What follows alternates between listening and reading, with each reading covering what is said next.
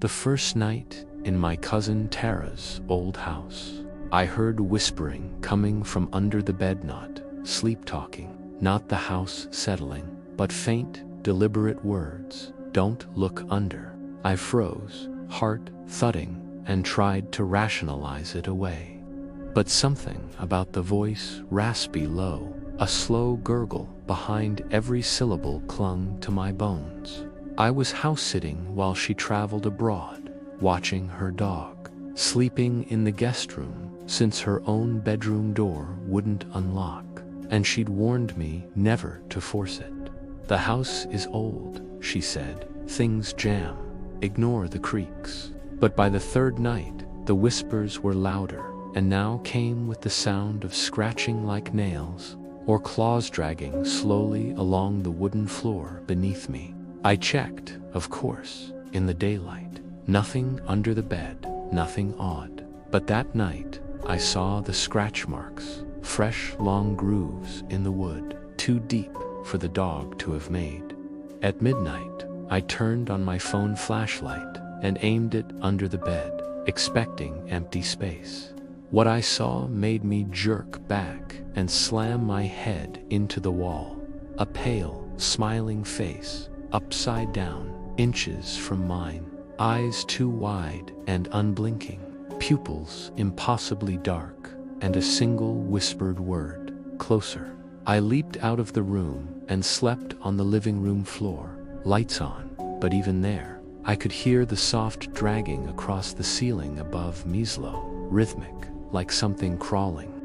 The next morning, I found a new note on the fridge, in different handwriting than Tara S.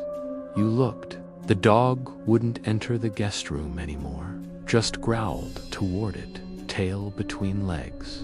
When I called Tara, she didn't answer, but I got a voicemail, strange static. Then a faint voice, she's still under the bed. I asked the neighbors if they knew anything about the house. An older woman across the street hesitated, then whispered, they never found her body, just blood and claw marks, and the bed untouched. I hadn't told anyone about the scratches. That night, I locked the guest room and slept on the couch.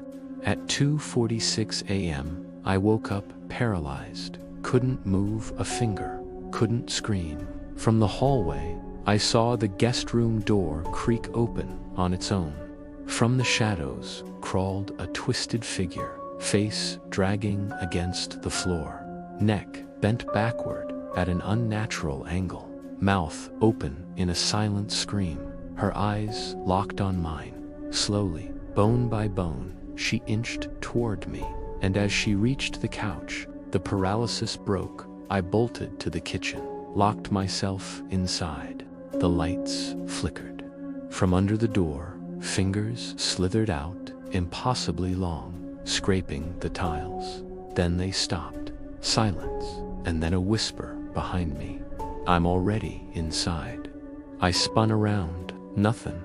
But the kitchen window was wide open, and etched into the condensation on the glass was a message. Let me sleep where I died. I ran, left everything. That morning, Tara called me, crying. I know what you saw, she said. I saw her too. That's why I never sleep there anymore. I asked her what happened. She told me about her younger sister, who vanished when they were kids, last seen hiding under that very bed during a storm.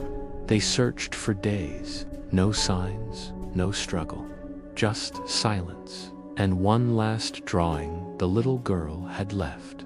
A crayon picture of herself beneath a bed, with black shadows above her. I never told anyone, Tara whispered, but I still hear her scratching sometimes. She begged me to burn the bed. I agreed. When I returned with gasoline and a hammer, the bed was gone. The room was empty. Just a note on the floor, in childlike handwriting. Thanks for visiting. It's your bed now.